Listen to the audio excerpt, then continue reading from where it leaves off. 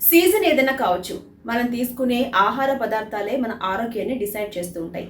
వేసవిలో ఎక్కువగా ఉష్ణోగ్రత, ఉక్కపోత, ఎండవేడి వీటన్నిటి వల్ల బాడీ అనేది డీహైడ్రేట్‌గా మారుతుంది. దీనివల్ల చర్మం పొడిబారిపోవడం, కాంతి కోల్పోవడం, ముడతలు రావడం ఇలాంటి సమస్యలు రెగ్యులర్‌గా వస్తుంటాయి. దీని నుంచి బయటపడాలంటే కొన్ని ఆహార పదార్థాలు మన లైఫ్ స్టైల్‌లో భాగం చేసుకోవాలని ఎక్స్‌పర్ట్స్ చెప్తున్నారు. అవేంటో ఇవాళ మనం చూద్దాం.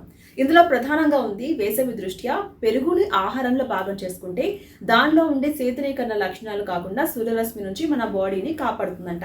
అండ్ పుచ్చకాయలో ఎక్కువ వాటర్ పర్సెంటేజ్ ఉంటుంది కాబట్టి పుచ్చకాయని తింటే కనుక అది జ్యూస్ కావచ్చు, లేకపోతే పీసెస్ కావచ్చు.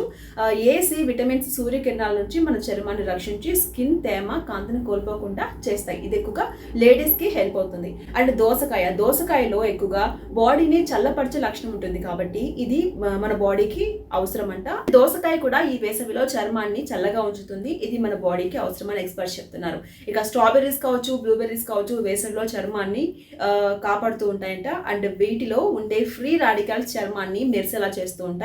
అండ్ మన ముఖం మీద వచ్చే సర్కిల్స్ కావచ్చు, అలాగే ఆ ముడతలు కావచ్చు ఇవన్నీ కూడా పోయేలా చేస్తాయంట. అండ్ టమాటోని జ్యూస్గా కూడా తీసుకోవచ్చు. అండ్ టమాటోలో ఉండే విటమిన్ సి, యాంటీ ఆక్సిడెంట్స్ వల్ల చర్మానికి హెల్ప్ అవుతుందంట.